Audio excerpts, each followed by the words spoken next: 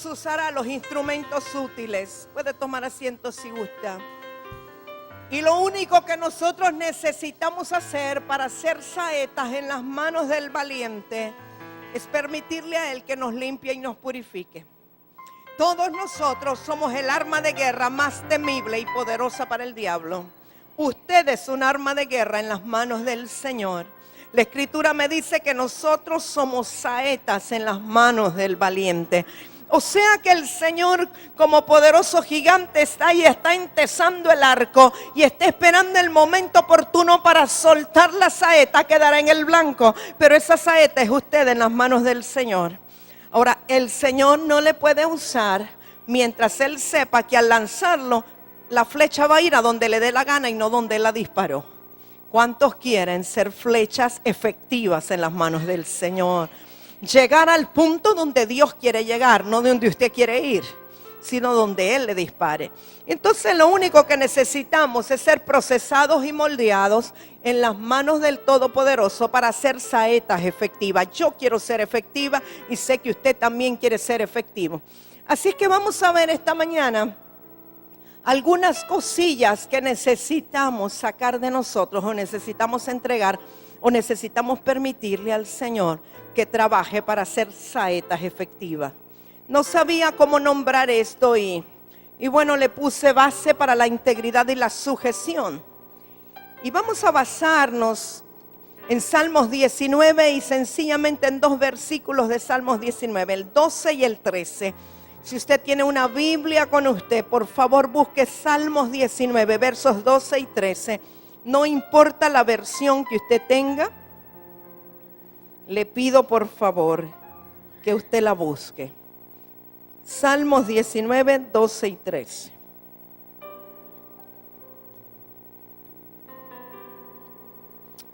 Dice, ¿quién podrá entender sus propios errores? Líbrame de los que me son ocultos. Preserva también a tu siervo de las soberbias, plural. Que no se enseñoreen de mí las soberbias.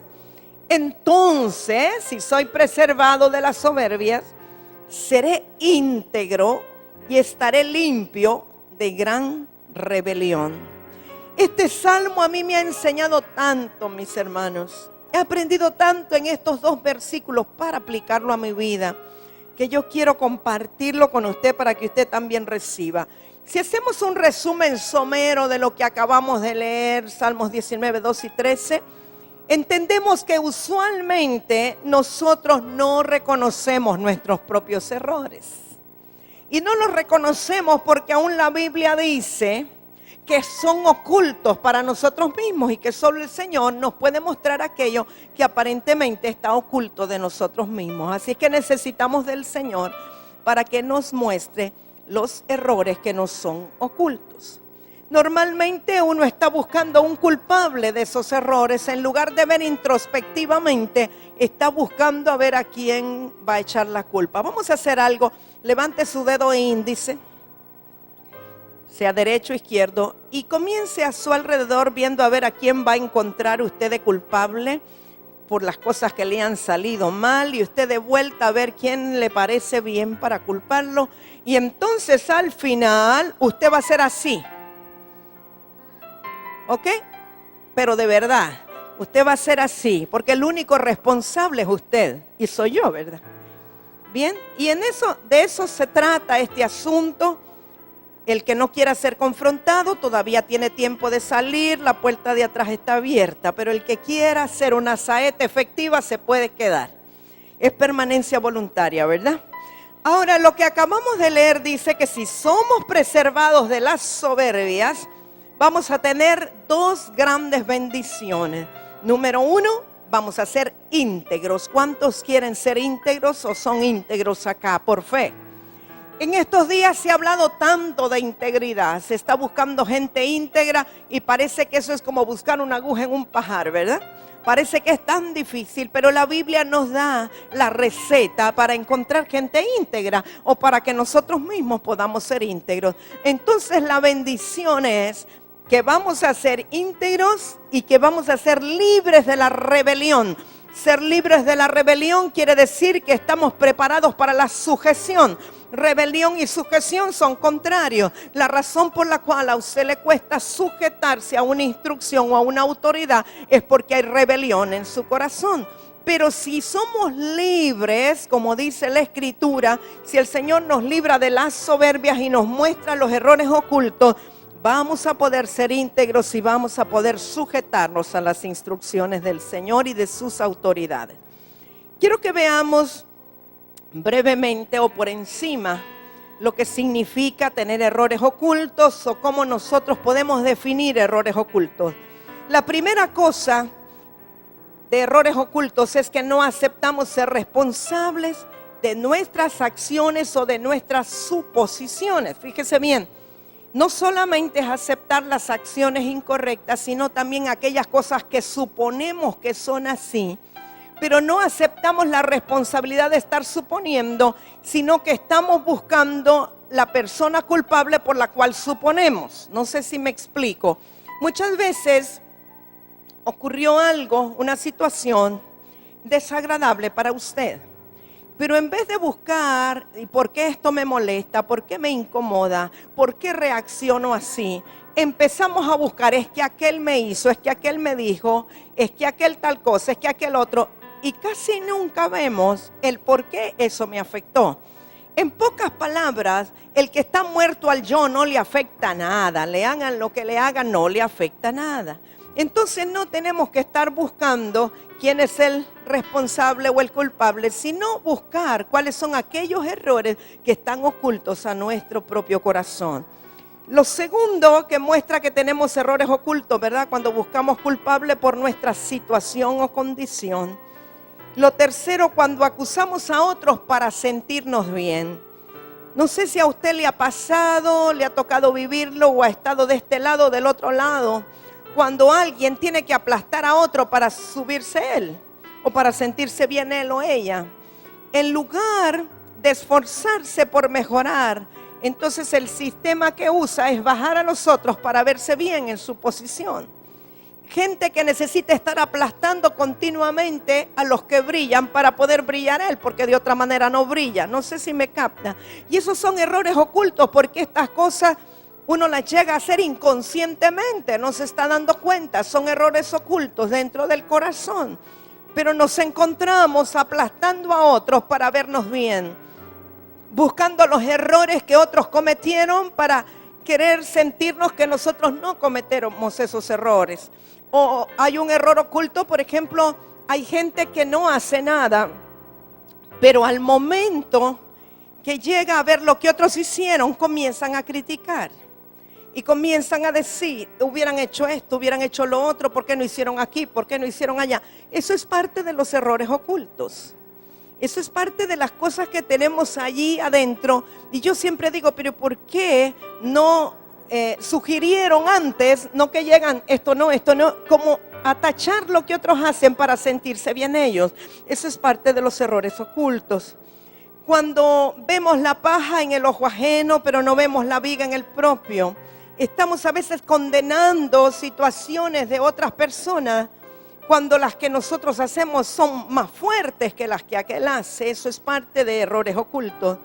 Cuando decimos pequeñas mentiras para justificarnos y faltamos a la integridad. Yo quiero que usted sepa que delante de Dios las mentiras son mentiras y son pecados. No hay mentiras blancas, no hay mentiras pequeñas, no hay mentiras grandes.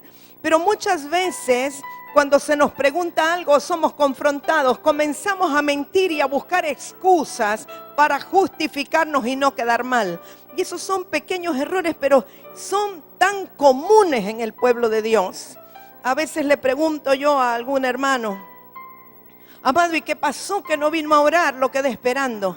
No, es que mire que mi esposa tal cosa y es que ocurrió. Y empieza a hacerme un historial tan grande que mejor ya no quiero ir. Sencillamente diga, perdone, no vine y punto, ya. Disculpe y ya terminó. Pero a veces estamos haciendo toda una historia para no quedar mal nosotros. porque es parte de los errores ocultos que queremos mantener una apariencia en lugar de exponernos tal y como somos, sabiendo que si la otra persona es una persona de Dios, aunque yo le muestre mis errores y mis faltas, la persona me va a seguir amando igual. O me va a aceptar igual, no me va a aceptar menos porque yo cometí un error o porque cometí una falta. Sencillamente pasó esto y ya no tiene que mentir, ni que exagerar, ni que decir cosas que no son, ni faltar a la integridad para justificarse. Y otra cosa que es parte de los errores ocultos, cuando silenciosamente corregimos a la persona en autoridad y esto se convierte en rebelión. No hace falta que uno hable. Sencillamente en el corazón o en la mente, usted puede estar en rebelión y puede ser un error oculto. Está sentado y está diciendo, está corrigiendo, hubiera hecho aquí, ¿por qué no hizo allá? Y la alabanza, ¿por qué no cantó tal cosa? ¿Por qué cantó la otra? Etcétera. Usted puede estar pensando mentalmente y puede estar sintiendo, aunque no hable, y esa es rebelión y es un error oculto, porque ahí calladamente está corrigiendo a la autoridad. La persona que corrige a su autoridad silenciosamente o verbalmente, lo único que denota es altivez y soberbia. Yo recuerdo una hermana muy amada, una hija de la casa, y ella siempre tenía algo que criticar, siempre había algo que censurar. Y aunque una mujer de Dios que siempre hablaba con la palabra, muy especial, pero usted ha notado cuando usted está hablando algo bueno de la reunión y entonces sale ese pero es la crítica, en vez de decir fue de bendición, todo, Dios se movió, etcétera. Pero esta persona siempre decía, pero tal y tal y tal cosa. Y normalmente era contra la autoridad. O sea que era una rebelión incipiente que se manifestaba en cualquier instante, aún en cosas muy pequeñas. Ese pero denota que hay un problema de rebelión, que es un error oculto, porque si la persona se diera cuenta que está ahí, probablemente no lo haría, sino que lo hace inconscientemente porque es un error oculto a su mismo entendimiento y solo el Señor lo puede sacar a la luz. Vamos a definir lo que es soberbia, porque dice el salmista, líbrame de las soberbias. Vamos a ver qué es soberbia. En primer lugar, es un deseo y pretensión de superioridad sobre los demás. Es cuando alguien se cree más espiritual que los otros. Cuando alguien, aunque no lo diga, siente que tiene más autoridad que los otros. Alguien que está ahí sentado y tal vez se va a ministrar y llama, pasa hermano, hermana, tal fulano. Pero adentro dice, ¿a mí por qué no me llamaron? Si yo soy líder, y a mí por qué no me llamaron, si yo soy espiritual, y a mí por qué no me llamaron. Y entonces hace un resentimiento porque no le llamaron, porque considera que es superior a los que llamaron. Y a veces el Señor hace cosas que parece que no tienen sentido, y Dios le pone a uno a llamar a alguien muy bebecito, muy nuevecito, a ministrar sencillamente porque Dios quiere activar a esa persona. Pero el que tiene problema de soberbia se empieza a incomodar porque siente que él o ella debería estar ahí. Soberbia es un rechazo de sometimiento a Dios. En el fondo realmente uno no quiere someterse a Dios y a la autoridad de Dios. Es una pretensión de autosuficiencia, como yo puedo, yo soy capaz. Es una pretensión muy secreta de una autoexaltación.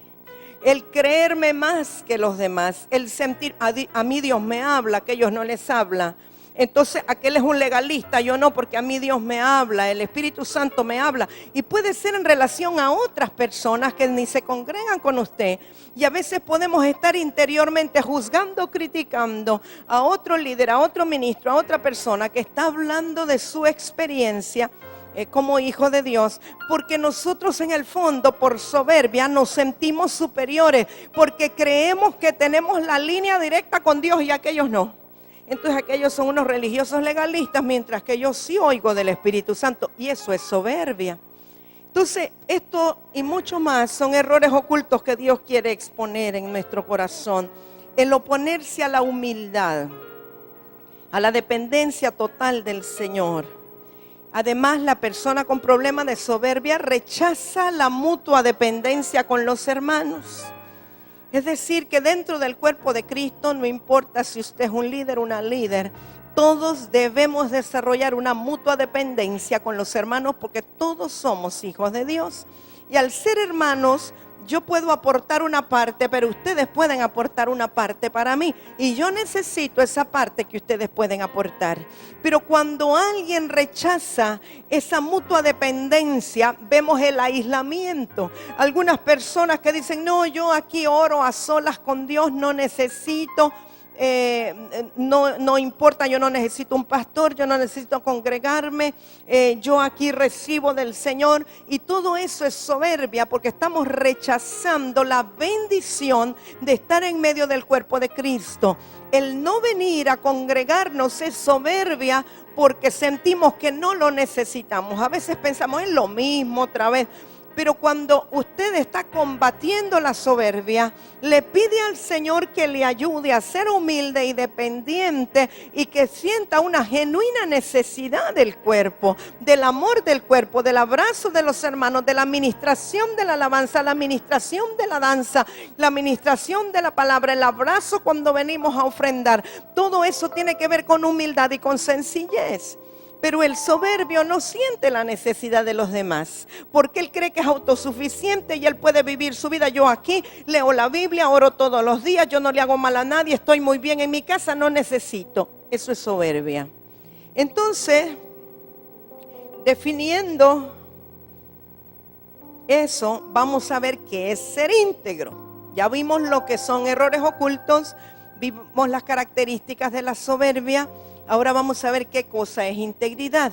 Ahora yo espero que en la medida que vayamos hablando, usted esté meditando y que sea sensible. Usted al principio puso la mano en su corazón y usted se determinó con Dios para recibir la palabra que Dios le iba a dar, ¿verdad? Yo también puse la mano en mi corazón y estoy determinada a recibir lo que Dios quiera darme. Así es que, por favor, que no vayamos a decir esto es para el hermano que no vino, sino que eso es para el que está aquí. ¿Verdad? Para los que estamos aquí y obviamente el que después vaya a ver el DVD. Entonces ser íntegro es ser cabal, ser justo y ser correcto. De hecho la palabra íntegro tiene que ver con integración, tiene que ver con completación. Ser íntegro es tener el concepto de uno mismo de acuerdo a Dios. Es decir, usted no tiene ni un mayor ni un menor concepto de usted mismo que el que debe tener. Cada quien debe de ser consciente de cuáles son sus debilidades y cuáles son sus áreas fuertes. Usted debe de saber en qué áreas usted tiene dominio y en qué áreas usted necesita ayuda o necesita apoyo, porque todos tenemos áreas fuertes y áreas débiles. Así es que cuando tenemos el concepto correcto de quiénes somos, estamos actuando en integridad. Ser íntegro es hablar siempre con la verdad. Usted no miente, usted no exagera, usted habla la verdad, aunque eso le conlleve una corrección. Pero parte de ser íntegro es hablar con la verdad, no decir mentiras, no tratar de envolver las cosas, sino, aunque haya hecho mal, discúlpeme, perdóneme, yo sé que hice mal, pero la verdad pasó esto y esto y esto. Ser íntegro es reconocer las faltas propias y no culpar a otros. Ser íntegro es tener conciencia de nuestras iniquidades. Es decir, yo sé que soy débil porque hay una iniquidad en mí todavía en esa área que necesito entregar o necesita ser limpiada.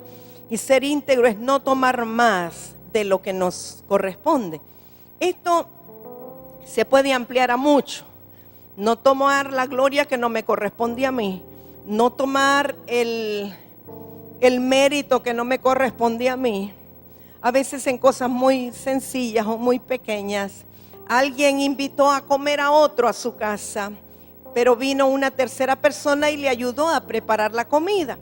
Cuando vino el visitante le dice, pero hermana, qué rica le quedó la comida. Gracias hermana, si es una receta que me dieron, cuando tal vez alguien más lo había preparado. Y son cosas muy sencillas, pero es falta de integridad. Y lo veo a cada rato, lo veo. ¿Me entiendes? Eso no, lo que le estoy hablando no es nada más en cosas ministeriales, es en las cosas de la vida diaria. Ser íntegro es que si le dieron vuelto de más, usted lo devuelva. Ser íntegro es que usted se estaba probando un vestido en el vestidor de la tienda y resulta que en lo que se lo va a poner se le rompió el zipper.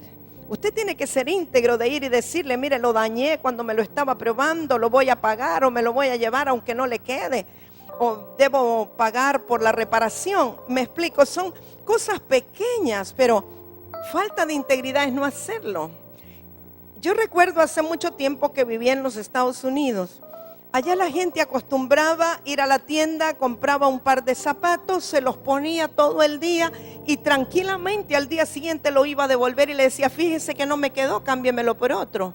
Eso es falta de integridad. Ya lo usó todo un día y entonces la gente podía estar cambiando zapatos todos los días diciendo que no le quedó. Es falta de integridad. Entonces hay detalles pequeños. Por ejemplo, si alguien rayó la silla, sea accidentalmente o voluntariamente, o la rompió, y luego viene el pastor y le dice, quiero saber quién dañó esa silla. Y eso pasa muy a menudo en la escuela, ¿verdad? Que se dañó un pupitre, se dañó una ventana, no se dañó, la dañaron, la rompieron, y entra la persona o el maestro, quiero saber quién lo hizo. Nadie fue. Y hay una solidaridad por encima de integridad. Nadie dice, nadie reconoce y todos callados para que no castiguen a nadie. Eso es falta de integridad.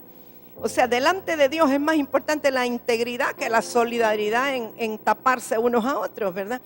O a veces un hijo nuestro hizo algo, cometió un error, un delito, rayó un carro con una piedra, quebró un vidrio, lo que sea. Y llegan y nos dicen, mire, su hijo hizo tal cosa. Y a veces la actitud nuestra como padres es molestarnos, enojarnos, en lugar de aceptar la responsabilidad y decir, perdóneme, discúlpeme, me voy a hacer responsable del daño que me hizo hijo. No, la mayoría dice, pues yo no sé, problema suyo, ¿para qué dejó ahí el carro? Eso es falta de integridad, ¿verdad? Cosas que parecen pequeñas, amados.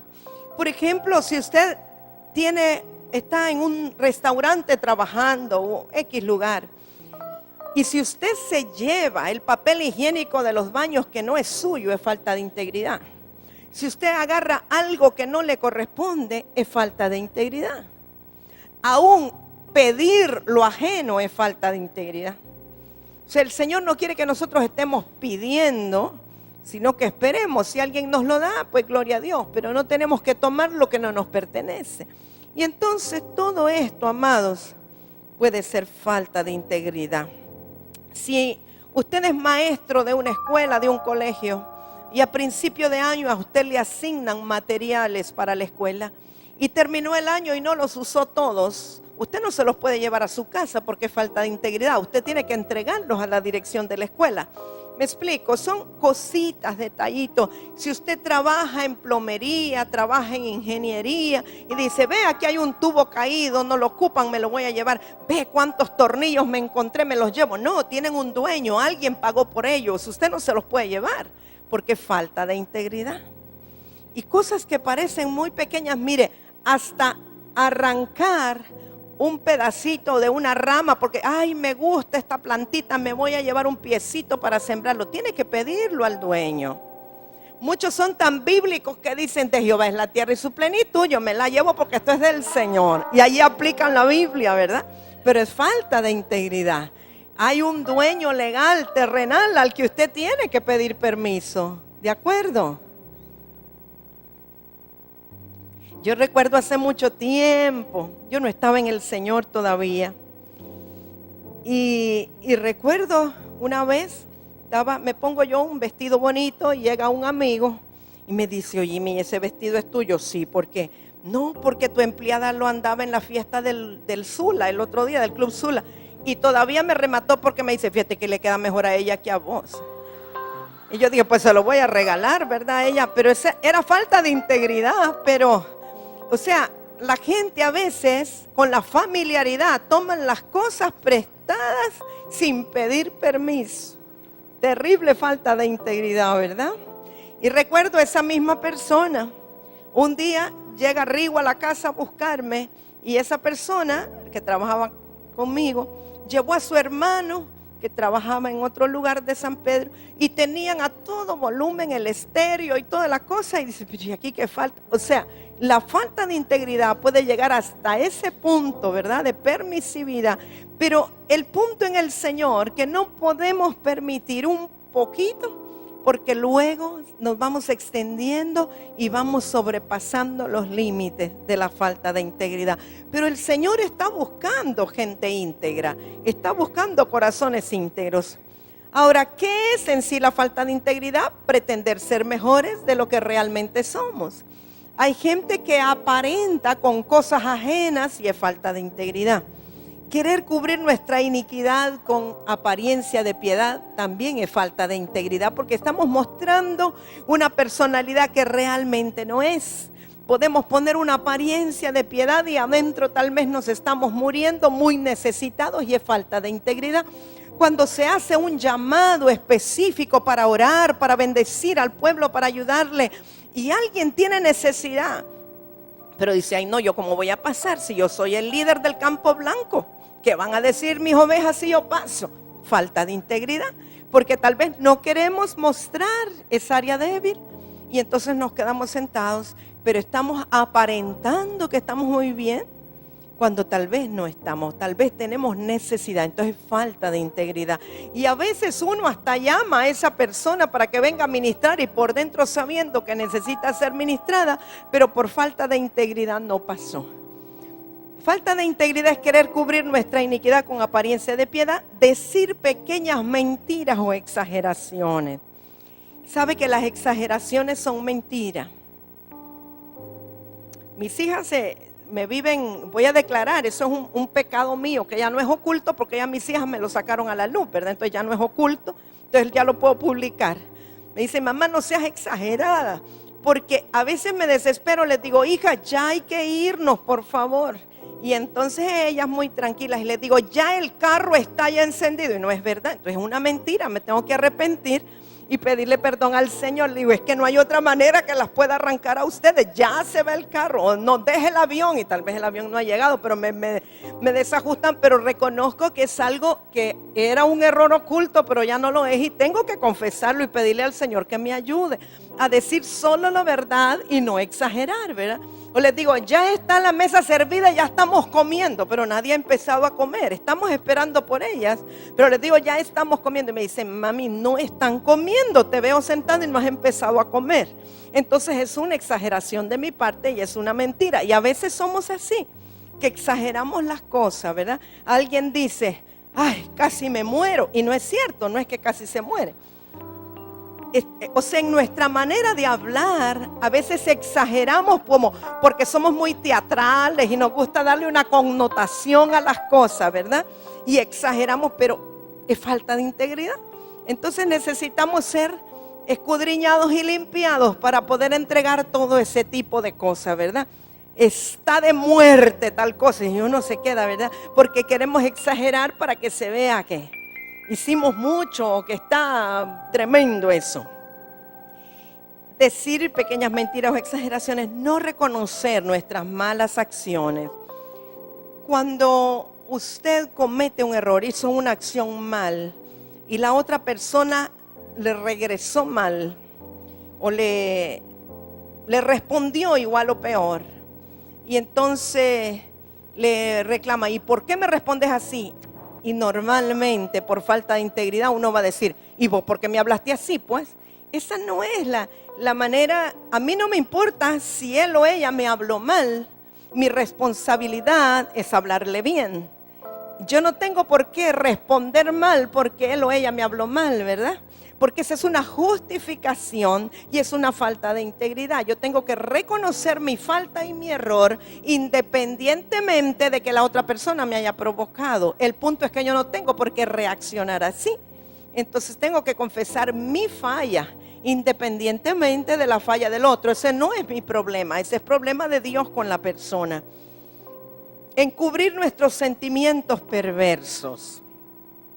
A veces tenemos sentimientos malos contra alguien y los encubrimos porque no queremos que otros sepan que tenemos ese problema, no los queremos sacar a la luz y los cubrimos y los tapamos y como que no ocurre nada. Aún a veces nos llaman para consejería, para ministrarnos y encubrimos, no decimos la verdad, no, es que yo siento esto, siento un rechazo, siento una aversión. Lo mejor es que lo saque y que lo confiese. Que no se quede con la perversidad dentro, porque si usted se queda con esa perversidad dentro y no la confiesa, lo que está haciendo es alimentando la iniquidad y formando una columna más fuerte de iniquidad. Y si mientras nosotros actuemos de esa manera, Dios no puede limpiarnos para que andemos en integridad. Yo quiero darle una recomendación. Cuando sus pastores le llamen a una consejería o usted busca una consejería, es porque usted va con la disposición y la determinación de abrir su corazón y ser transparente en todo lo que usted recuerde. Entiendo que hay cosas que espíritus inmundos pueden tomarle su memoria para que usted no recuerde, pero todo lo que usted recuerde y tenga conciencia, por favor, sea abierto o abierta y no esconda los sentimientos perversos que usted puede estar anidando en su corazón. No importa contra quién sean, pero abra su corazón. Intentar encubrir los engaños del corazón. ¿Cuántos saben que el corazón del hombre es engañoso por naturaleza? ¿Lo ha leído en la Biblia y lo ha comprobado con usted mismo? Cuando pasa algo y uno dice, yo a este ya no le confío, no le doy otro chance. Porque el corazón del hombre es así, es engañoso y es perverso, no es confiado, ¿verdad? Entonces, muchas veces nosotros tratamos de ponerle lustre al asunto y cubrir para que piensen o crean que somos una mansa paloma cuando realmente tenemos perversidad en el corazón, porque así es por naturaleza, el corazón es perverso. La rebelión, este solo es un repasito, usted ya sabe todo esto, pero yo espero que le ayude. O hay algunos que necesitan escuchar esto. La rebelión es el fruto de la soberbia. Por eso cuando el Señor nos libra de las soberbias, podemos sacar la rebelión del corazón y comenzar a ser sujetos. La rebelión es un pecado espiritual, no es un error sencillamente, es un pecado espiritual porque el primero que ejecutó el pecado de rebelión fue Luzbel en el cielo, aún antes de la creación del ser humano. Adán fue rebelde a la voz de Dios porque Adán, en lugar de obedecer a Dios, le obedeció a su mujer. Y yo quiero que mediten esto porque hay muchas personas y muchos varones que siguen en rebelión, que en lugar de acatar lo que Dios les ha dicho, hacen lo que la mujer les dice que hagan. Tal vez tiene deseos de hacer tal o cual cosa para el Señor, pero la esposa le dice, no, mejor quedémonos en la casa, mira, voy a hacer una sopita, quedémonos aquí y hacemos tal cosa. Y rapidito cae y dice, vaya, pues vos decís, quedémonos pues. Y entonces muchas veces son también más sujetos a la voz de la mujer que a la voz de Dios. Y es rebelión, igual que pasó con Adán.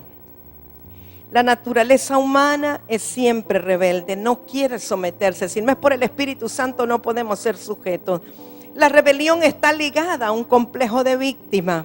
La persona rebelde quiere justificar su rebeldía poniéndose como una víctima. Es que a mí no me comprenden, por eso. No vayamos muy lejos. Todas las manifestaciones y huelgas y rebeliones que ha visto usted en estos días, la gente se hace víctima. Es porque no nos mejoran el salario, es porque no nos dan, es porque pobres de nosotros, es que somos un gremio, es que aquí, es que allá. Entonces se ponen en una posición de víctimas para justificar un pecado de rebelión que no tiene justificación. Pero siempre la persona que tiene rebelión en el corazón se hace la víctima para justificar por qué hizo aquello que no era agradable delante de Dios. Es porque a mí me hicieron, es porque a mí me maltrataron, es porque no me tomaron en cuenta, es porque tal cosa, es porque ellos fallaron, es porque aquí. Entonces yo tengo derecho a sentirme así o a ser así o a actuar de tal manera. Entonces siempre está ligada a un complejo de víctima. La rebelión es egocentrismo y autocomplacencia. La gente que está en rebelión solo piensa en sí mismo, no piensa en los demás. Está pensando porque a mí me hicieron, porque a mí me dañaron, porque a mí me afectaron. Por tanto yo me siento aquí, tengo derecho a sentirme mal hasta que me dé la gana de sentirme bien. Eso es una posición de víctima, una posición de autocomplacerse. Me importo yo, lo que importo soy yo mismo. No me importan los demás que se mueran, pero yo me quiero sentir así. Por eso tengo derecho de sentirme así. Y eso es parte de la rebelión. Cuidado, yo espero que usted vaya analizando los síntomas, ¿verdad? Aunque hayan sido cosas que pasaron hace tiempos, pero si quedaron sin resolver, usted necesita ayuda de Dios este día. La rebelión es falta de fe, es miedo y desconfianza. Mucha gente es rebelde porque no tiene fe que Dios va a resolver las cosas. Mucha gente es rebelde porque tiene temores, desconfía de sí mismo, desconfía de Dios y desconfía de los demás. Entonces su único camino es la rebeldía, porque así se siente bien, así se siente que tiene control. Y no olvide que es parte de la naturaleza humana. Veamos un poquito el miedo o el temor. El miedo es fruto del pecado de Adán o fruto de la rebelión.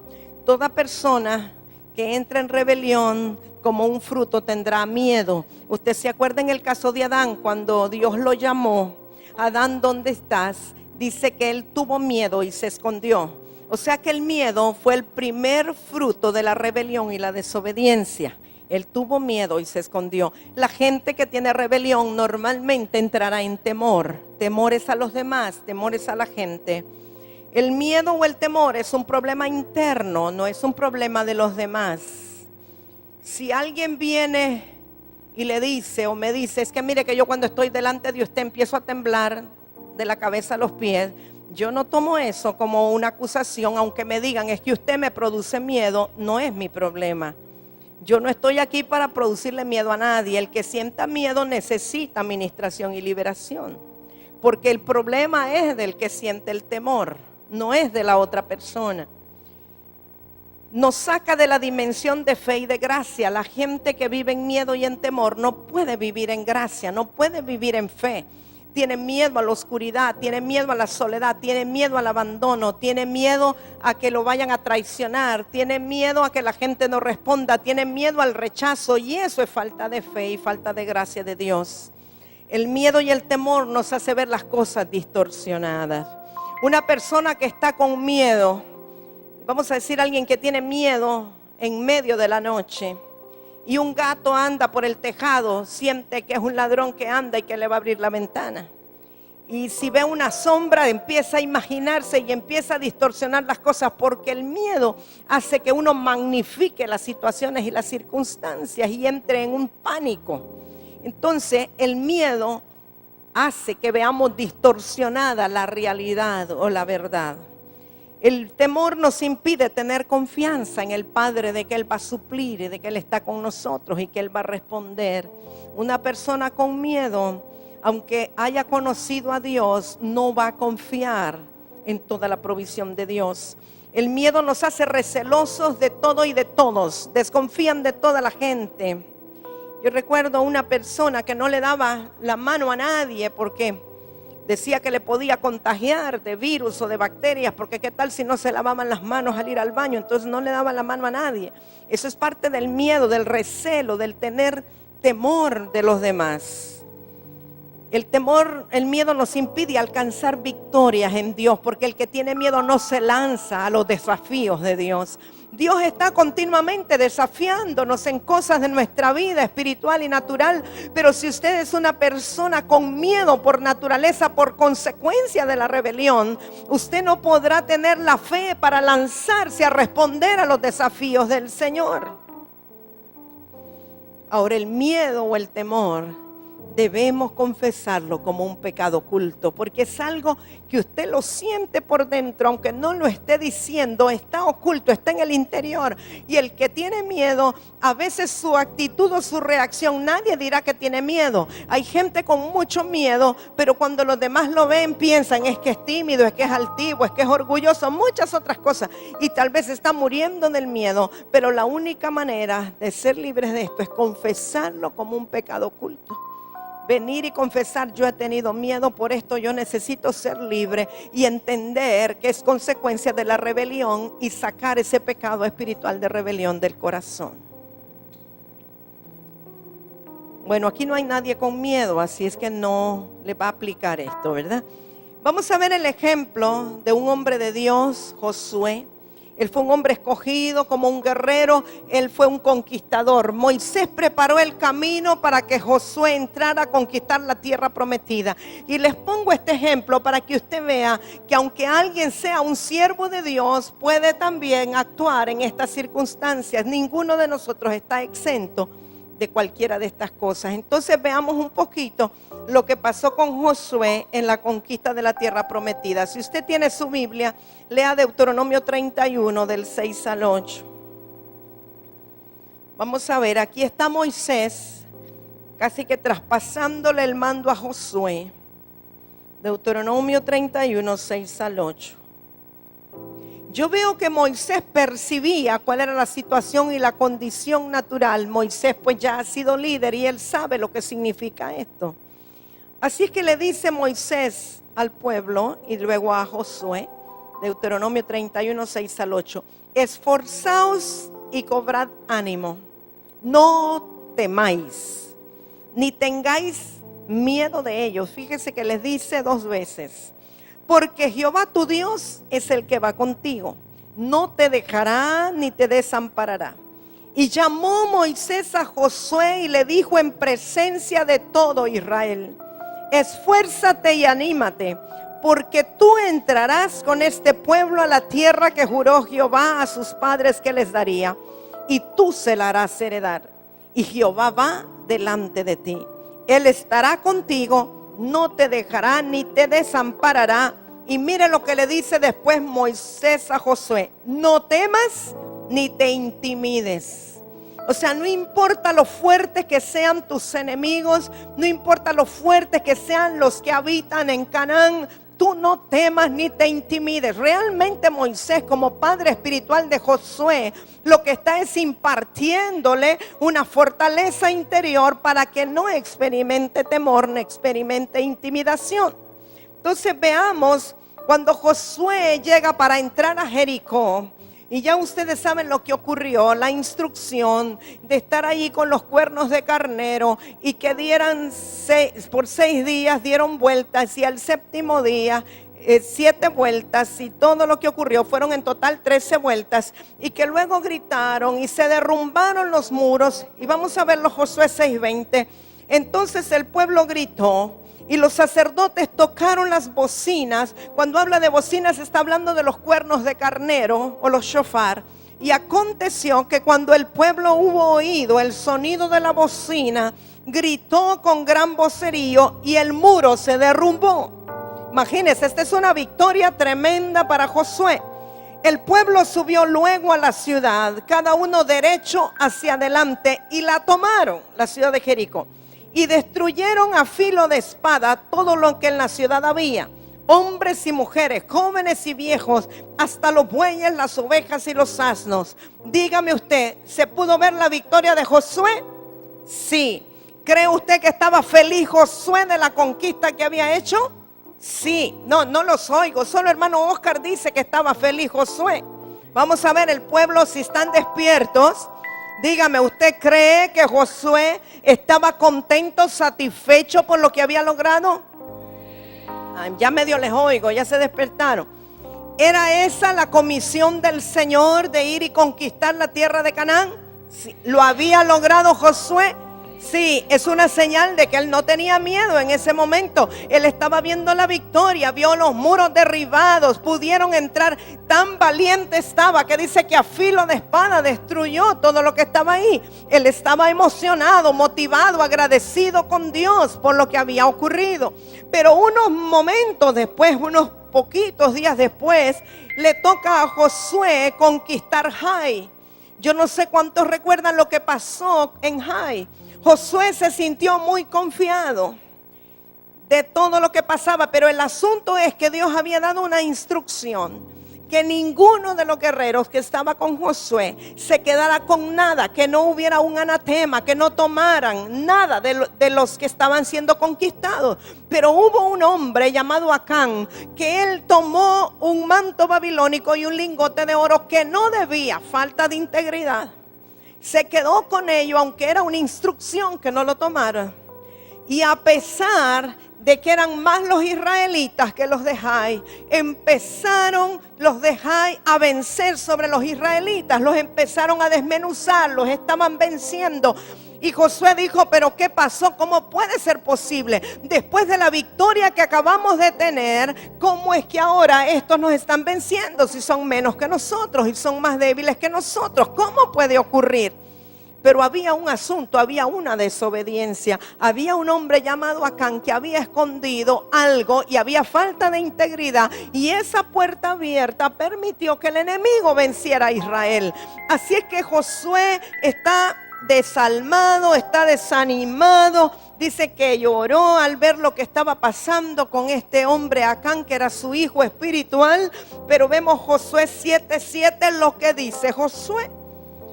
Ah, Señor Jehová, ¿por qué hiciste pasar a este pueblo el Jordán para entregarnos en manos de los amorreos para que nos destruyan? Ojalá nos hubiéramos quedado al otro lado del Jordán. Este Josué, días después en Jai, se le parece al mismo Josué que están derribando las murallas y que están gritando en victoria. ¿Qué pasó con Josué con unos pocos días de diferencia? Está desilusionado. Yo quiero que este día tú le digas a tu compañero que tienes a la par, cuidado con la desilusión. No te desilusiones.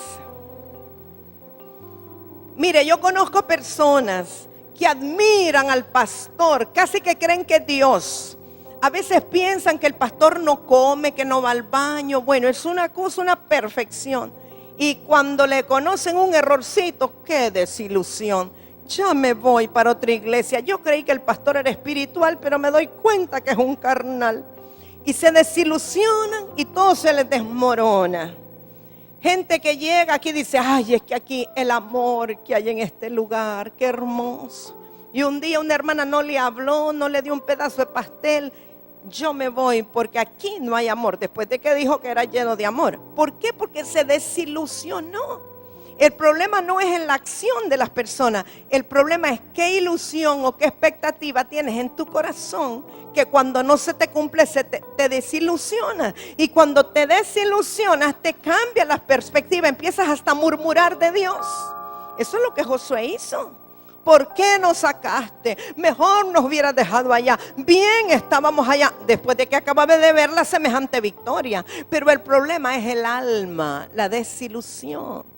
Y hay aún ministros y líderes que pueden estar hoy, wow, estamos en un tiempo glorioso, hermoso, el Señor es tremendo, nos ha dado la victoria. Después se desilusionó por algo que pasó y como que le caen los cocos, ¿verdad?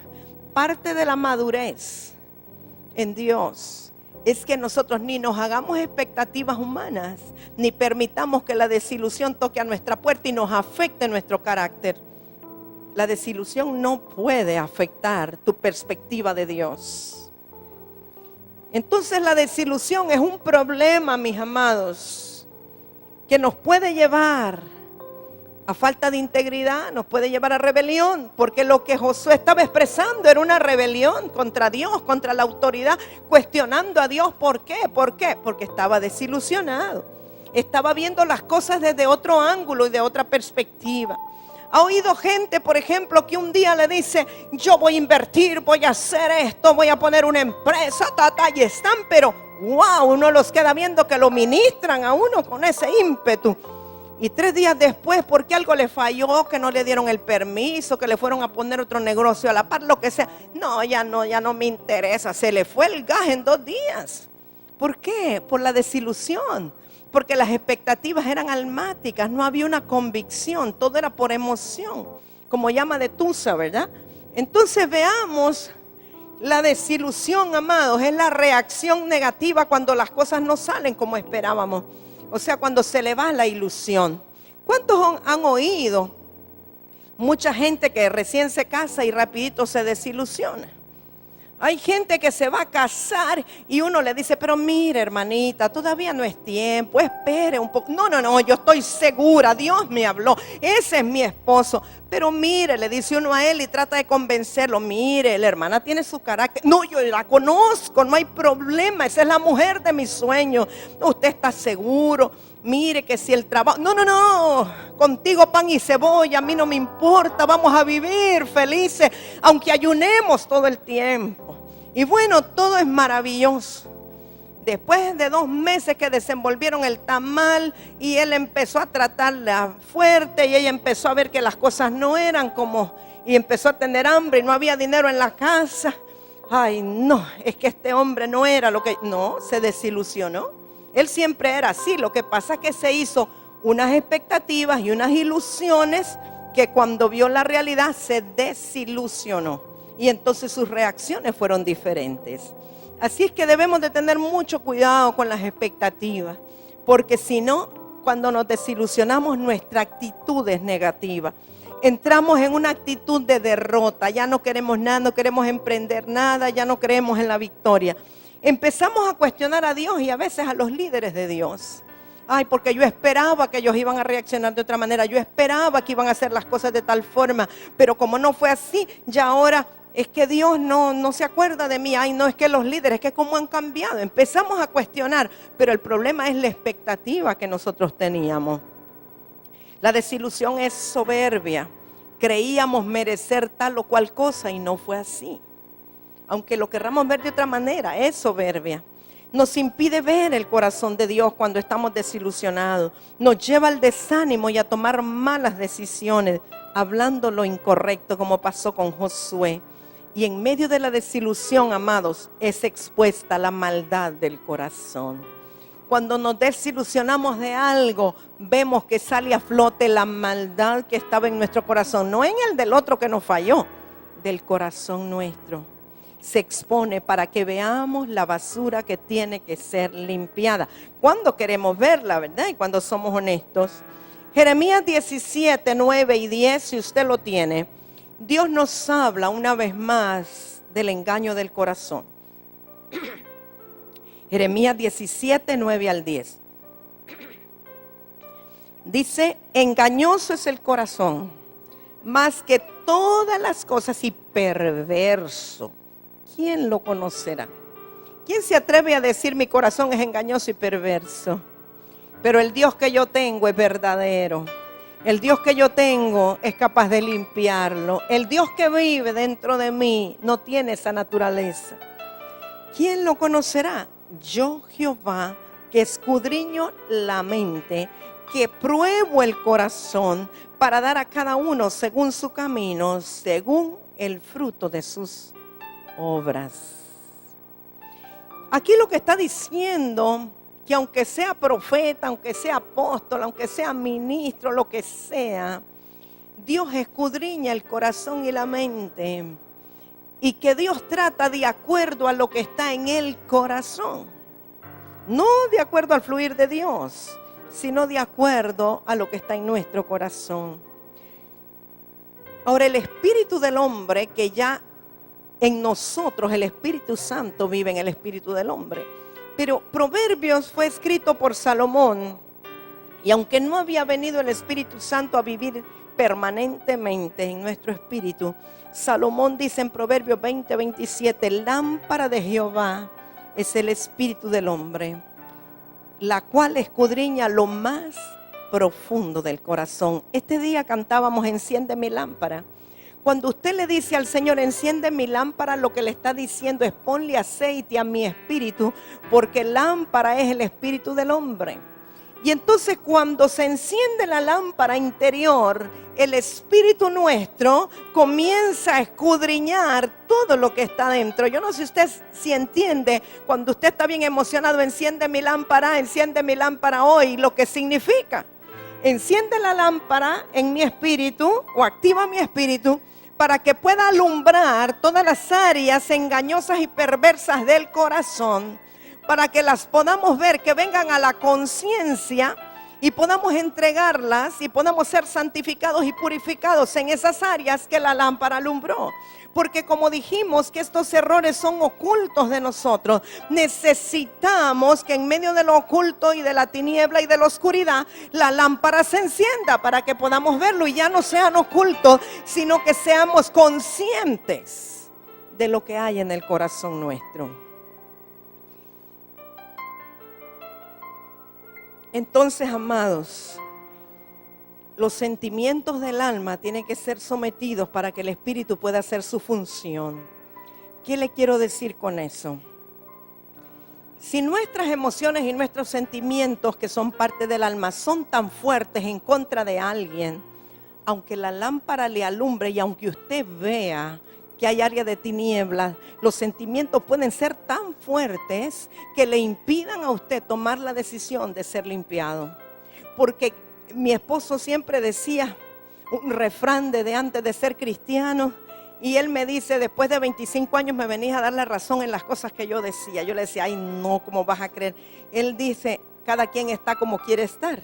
Le digo, no, porque hay gente que tiene heridas, que aquí, que allá. Pero después de muchos años yo ya entendí que cada quien está como quiere estar.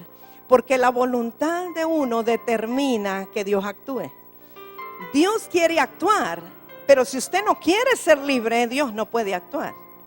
Pero cuando usted decide voluntariamente, Señor, reconozco, he sido alumbrado, veo que hay áreas dentro de mí que necesitan ser cambiadas, transformadas, santificadas, quiero entregarlas, reconozco mi iniquidad, el problema no es de los demás, yo soy el problema, cámbiame a mí, transfórmame a mí, etcétera. Entonces Dios podrá trabajar. Amado, pareciera como que yo le estoy hablando de cosas que son así como extrañas o muy esporádicas. Usted no se imagina cuántas veces personas vienen a uno y le dicen, hermano, mire, yo me quiero poner a cuentas con usted. Y sí, como no, uno bien emocionado porque se va a poner a cuentas. Pero en sí lo que vienen es a vaciarse y a liberarse de todas las barbaridades, y uno se queda así como pálido. Ellas se van bien libres y uno se queda, Dios mío, yo no me imaginé.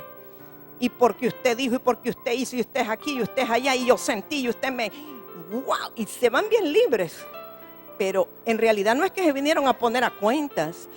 Que usted se vaya a poner a cuentas es decirle, hermano, perdóneme. Por la iniquidad de mi corazón he sentido mal, perdóneme, me arrepiento, he hecho mal. Pero alguien viene y le dice, me quiero poner a cuentas con usted porque en tal fecha usted me dijo tal cosa y yo me sentí, y en tal otra fecha usted tal cosa porque usted me... Wow, eso no es ponerse a cuenta. Eso es acusar a la otra persona. Usted no está viendo la iniquidad de su corazón. Usted no está viendo realmente el problema de soberbia que hay en su corazón y se va con el mismo problema, aunque aparentemente libre. Amado, esto parece sencillo, pero es profundo. ¿Cuántas veces realmente hacemos eso? Es que vos tal cosa, es que vos me dijiste y por eso y tú. Y puede ser entre matrimonio también. Mira, quiero hablar con vos. He estado meditando y he esperado el momento. Así es que sentate porque me vas a oír. Y bueno, ahí no es que se van a poner a cuentas, sino que en tal fecha dijiste tal cosa, en tal otra no me diste tal otra. Te olvidaste de mi cumpleaños, te olvidaste del aniversario, no me llevaste, no me sacaste, me dijiste. Uy, lo que hizo fue una rastra de acusaciones. Ahí no se está poniendo a cuenta. Usted no está exponiendo que el problema está en usted. Ponerse a cuentas es que yo vengo arrepentido reconociendo que tengo un problema de iniquidad, tengo un problema de soberbia, tengo un problema de rebelión, tengo un problema de orgullo, tengo un problema de falta de integridad, y entonces me arrepiento delante de Dios y le pido perdón a la otra persona porque en mi iniquidad le juzgué y pensé mal de él o de ella. Me capta, hermano, lo que le estoy diciendo. Espero que no solo me capte, sino que lo reciba en su espíritu, por favor. Lamentaciones 3, 4 y 41. Yo creo que el Señor puede permitirnos que veamos más profundo de lo que hasta ahora hemos visto. Escudriñemos nuestros caminos y busquemos y volvámonos a Jehová. Levantemos nuestros corazones y manos a Dios en los cielos. Hermanos, escudriñar es examinar cuidadosamente a la luz de Dios sin autoengañarnos.